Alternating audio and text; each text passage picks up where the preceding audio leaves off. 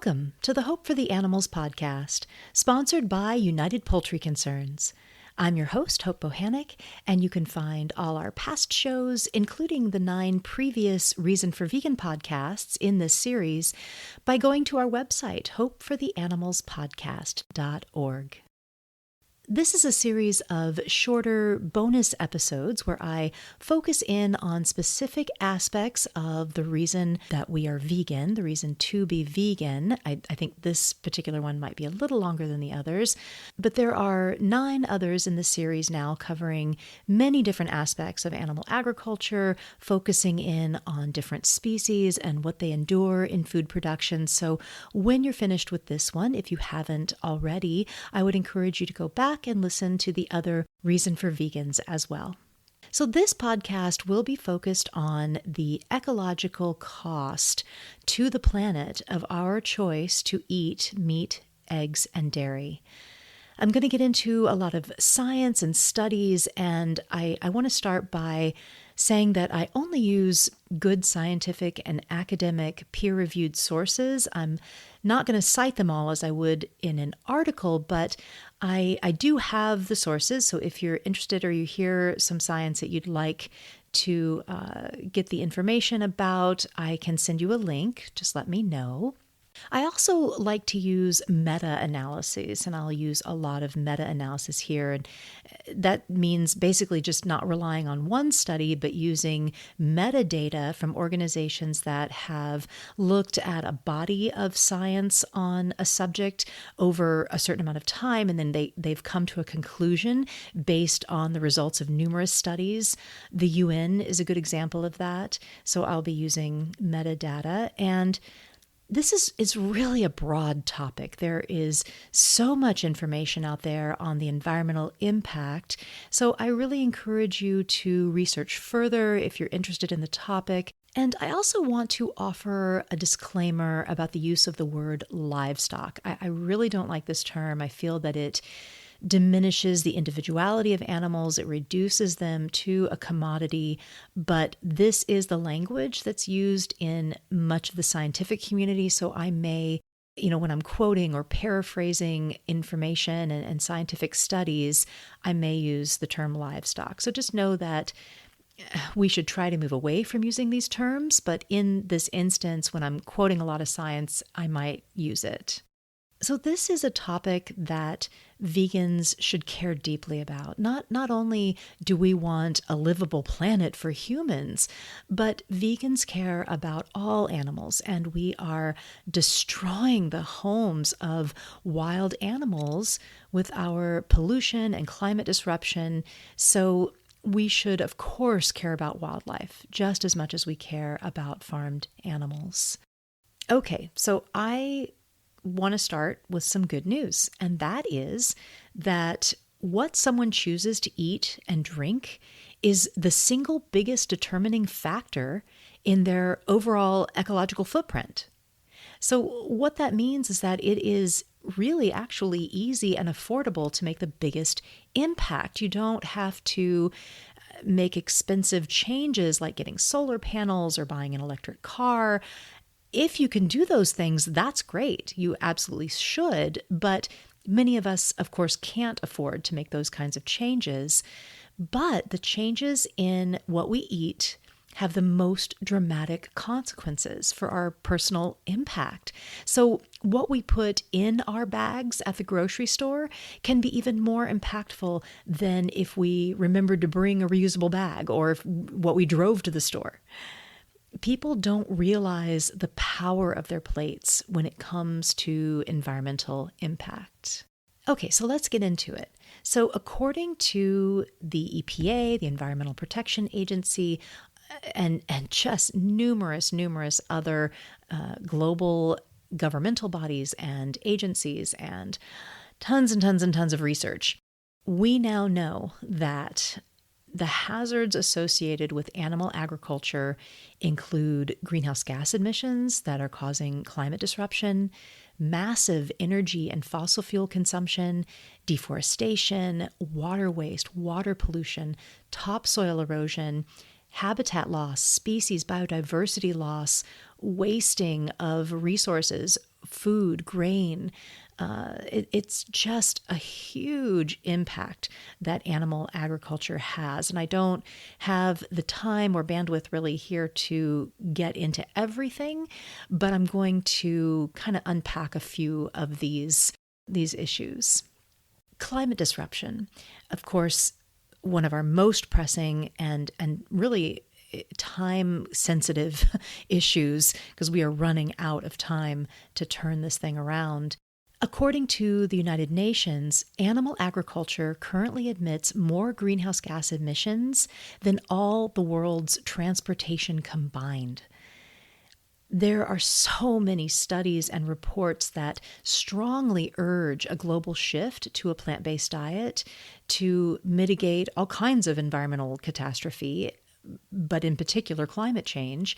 Energy consumption is really a huge factor in animal agriculture's impact. There's massive amounts of energy wasted in industrial farming, the slaughterhouse and processing plant. These are indoor environments with, conveyor belts and milking machines and lighting and heating and the mechanized slaughtering process, mechanized milking machines.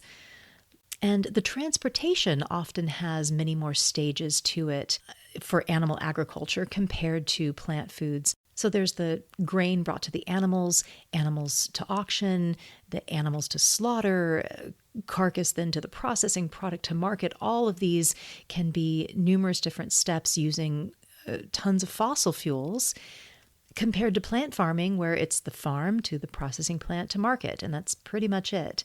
It takes 8 times as much fossil fuel to produce animal foods as it takes to produce plant foods. And even the least efficient plant foods are nearly 10 times as efficient as the most energy efficient animal foods. What do I mean by that? They do life cycle assessments of foods all the time, where it's seed to plate for plant foods, inception to plate for animal foods, and they calculate the carbon footprint and other energy use and effects. And time and again, plant foods always are lower in emissions and have less impact on the environment. So let's say you're at the store and you want to get a tomato. And you go for an organic tomato and you see that it's from Mexico. And you think, oh my goodness, that's, a lot of food miles. That had to come really far. Maybe this local organic dairy product would have less impact. Well, no, because it is an animal product. And animal products are heavy on production.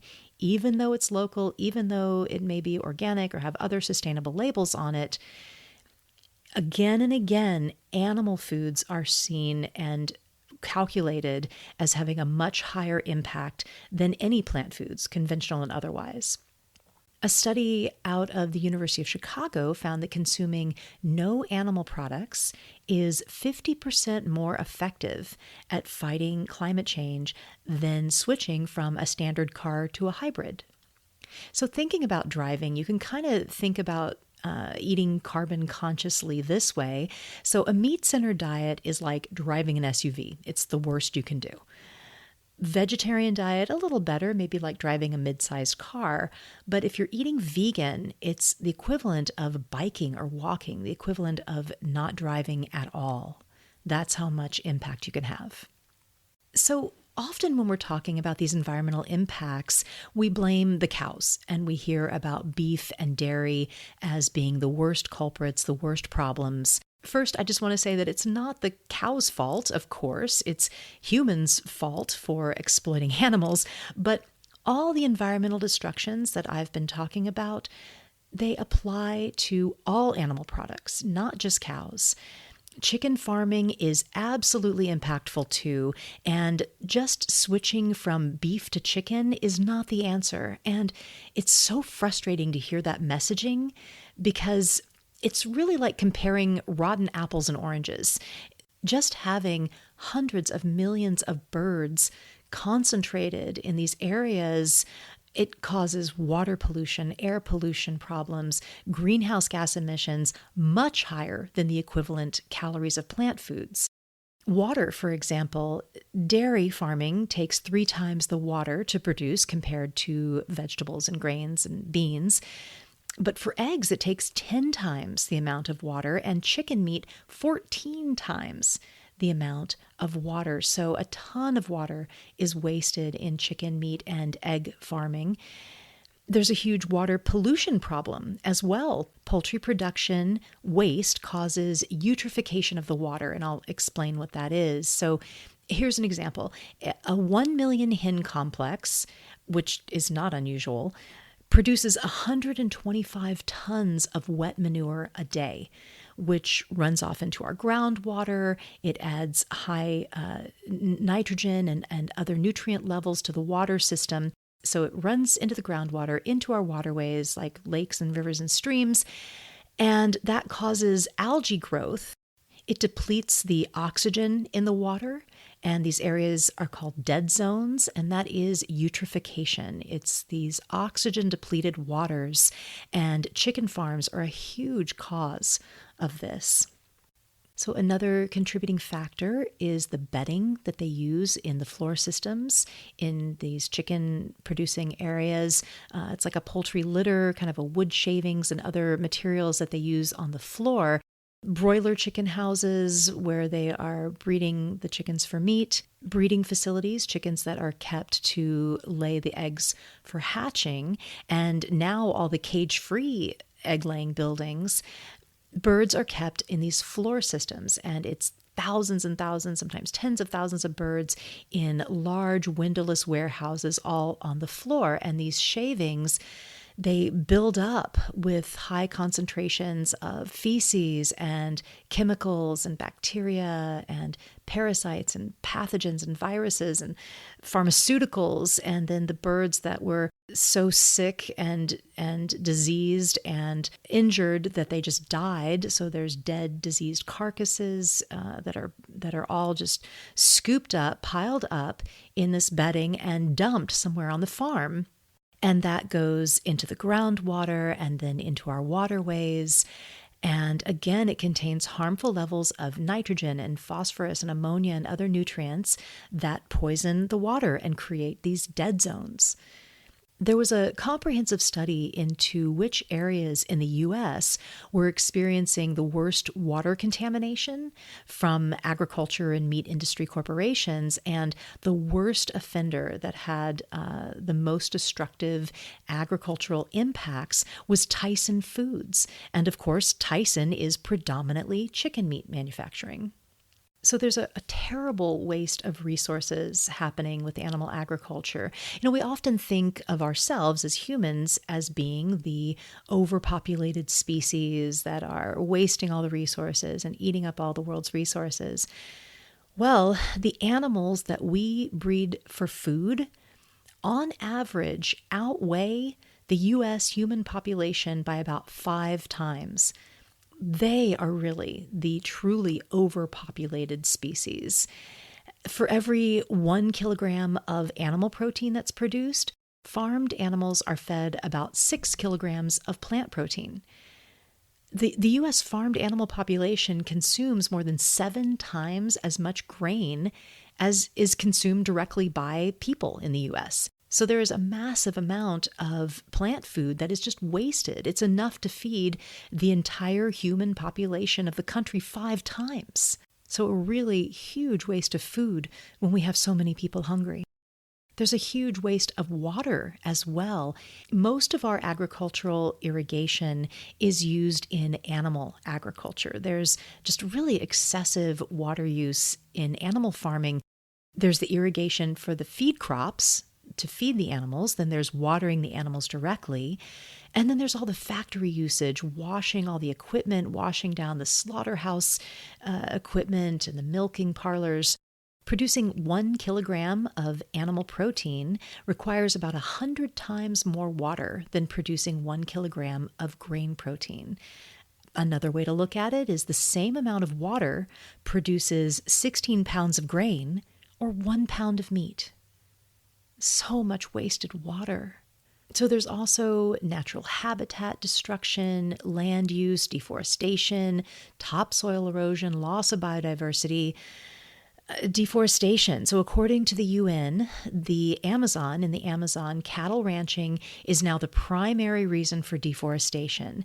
And it's not only to graze the cows, but it's also to grow grain and feed that are fed to the animals, not only cows, but all farmed animals. Large-scale dietary change to a plant-based diet could actually reverse deforestation. In the U.S., over 400 million acres of pasture and rangeland could be reforested, rewilded if we didn't eat animals. Hundreds of millions of additional acres goes to growing the feed that we feed to the farm animals, and most of that could be reforested as well. And of course, forests, trees, brush, bushes, these all absorb carbon from the atmosphere. Anytime there's a green space and things are growing, it's a carbon sink. We're pulling carbon from the atmosphere, and that reverses climate change. So this could be a huge help, having these hundreds of millions of acres rewilded. It could fight climate change, reduce emissions. So, talking about loss of habitat and species and biodiversity, globally, animal food production and grazing is one of the leading causal factors in the loss of biodiversity and a key factor in the loss of species in wild places. And within certain regions in the U.S., livestock grazing is listed as the number one cause of species being federally listed as threatened or endangered. So there is now a trend, a push to have more grass-fed and free-range animals, and the thinking goes that getting the animals out of the building and onto the land is going to be better environmentally, but really it's the opposite. Now we have the same number of animals using much more land, and that just it increases those hundreds of millions of acre numbers that I just talked about. That's increasing that number. We need to be decreasing that number. And having cows and sheep and pigs out on acres of land, it causes conflict with wildlife. It creates a war on wildlife that's been going on for centuries, ever since we've been grazing animals here in the U.S. So something that happens because of this conflict with wildlife is predator control. And predator control, there's even a government agency called Wildlife Services that the ranchers can call, and they will come out and they will set poisons and traps and shoot animals, just shoot them. If there's any predators in the area that are even just, not even threatening the animals, but are just in the area.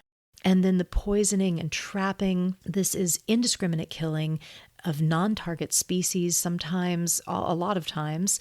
And, like a mother raccoon might get caught in the trap, and now she's unable to get back to her babies in the den, and they starve to death. She dies of extreme distress trying to get out of the trap and back to her babies. I mean, it's just horrible. Fencing is another issue with getting animals out into pasture areas.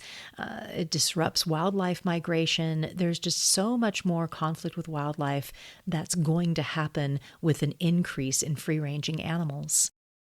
So there's an interesting example of this happening in the Point Reyes National Seashore. It's about an hour and a half north of San Francisco on the coast, and this area is home to an endangered elk called the Tule elk.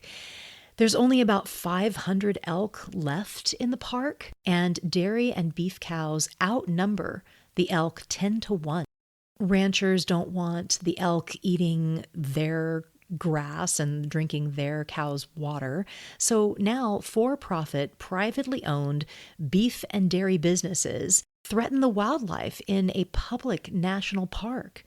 They're trying to separate the elk from the water sources and trying to kill them. The cows are dumping millions of pounds of feces and urine into the land and the soil and the water and the bay and the Pacific Ocean. This issue has really gotten the attention of both the animal rights community and environmentalists, who are now working together to try to get the dairy farms out of this national park so the Thule elk can thrive once again. But this is an example of the constant conflict with wildlife that could easily be ended if we simply switched to healthy plant-based eating. So what about those eco labels that we're seeing on some animal products like sustainable and organic and grass-fed? So a lot of these labels are just straight greenwashing. There is no significant change to the environmental impact of that product or no change at all. There are some situations that might be slightly better, but even these can be problematic in other ways. And if you're comparing to plant foods always win. They're always better for the environment, no matter the label on an animal product. These labels are woefully unregulated. You won't know the difference, whether it's, better, worse, whatever, because the farmers can tell you whatever they want on their websites and in their marketing. So a great example of how these labels can actually sometimes be even worse is grass-fed beef. We're now learning that grass-fed beef can produce 50 to 60% more greenhouse gas emissions than their grain-eating cousins. Studies at both Oxford and Harvard University found that grass-fed beef produces higher emissions than conventional beef. There's more water wasted as well because the animals are moving around and drinking more. So grass-fed beef can take 18 to 24 months longer to get the animals up to market weight, so that greatly extends the amount of time that they are alive, burping greenhouse gases, drinking clean water, creating pollution. A study at Washington State University conducted a comprehensive comparison of conventional feedlot cattle and grass-fed cattle, and they found that to produce a set quantity of beef, the conventional feedlot product required the least land, the least water, the least fossil fuels, and it produced the least greenhouse gases compared to the grass-fed. So this push that we're seeing to switch to free-ranging animals, grass-fed, even rotational and short duration grazing, which are these new methods of grazing animals that have become very popular, kind of the darlings of the locavore and foodie movements, these could be even more devastating on the environment. Free-range and organic farms require more land for the same amount of animals. So think about a chicken house like we were talking about, those chicken buildings that have tens of thousands of birds in them. Now, let's say that farmer wanted to switch to free range and wanted to give all those birds the space that, if for even just a semblance of a natural life, give them a bit more space. Well, that chicken building sits on probably an acre of land or less. He would need dozens and dozens and dozens of acres to be able to free range all those birds. So now as the demand for these alternative products grows, we're going to see the need to destroy wetlands and forests and prairies and other wild areas to accommodate these local farms. These methods of farming have the potential to increase the damage to biodiversity, as more open spaces will be required to accommodate these animals. So here's a great example. There's a beef and pork farm in Petaluma, California, and on their website, they claim that they give their animals 10 acres per cow and 50 acres per 10 pigs. So that's 60 acres for 11 animals. There are 60,000 people in Petaluma. How on earth could they feed all the people of Petaluma with their meat or the equivalent farming methods? It just simply can't be done. There's not enough space to accommodate all these local free-range animals and have it include meat. It's just not sustainable. It's been estimated that we would need closer to 5 planet Earths to be able to switch over to this free-ranging and local diet.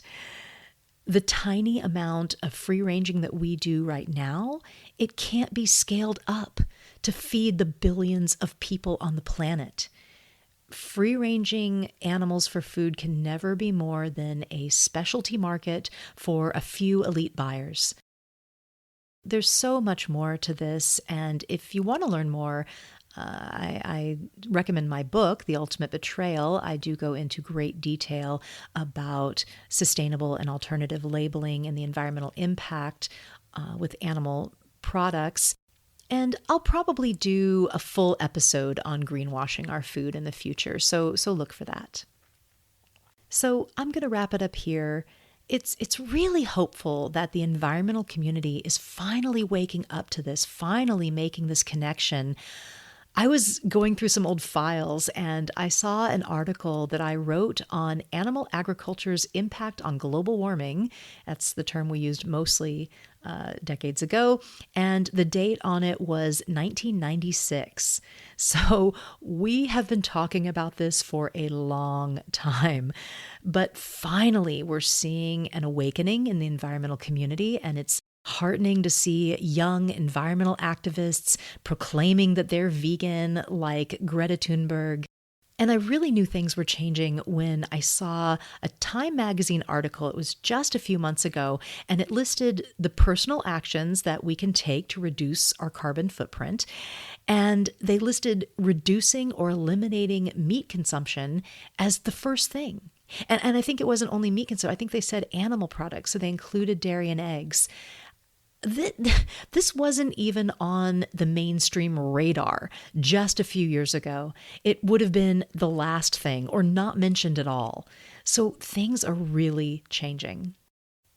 So I would like to recommend a couple of films. If you're interested in learning more and want to watch a film on these issues, there's Countdown to Year Zero and Endgame 2050. Both are available on Amazon Prime, and I'll put a link to those two films in the show notes. I think you can watch them on other platforms as well if you don't have Amazon Prime. I'd also like to recommend my book, The Ultimate Betrayal, and I have an extensive environmental section in there, and I'll wrap up the podcast with this quote from my book.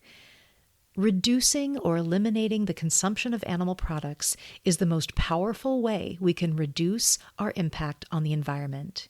We must start thinking and acting beyond convenience and tradition and evolve to be honorable global citizens concerned for the state of our planet. A vegan diet is by far the most positive ecological choice we can make.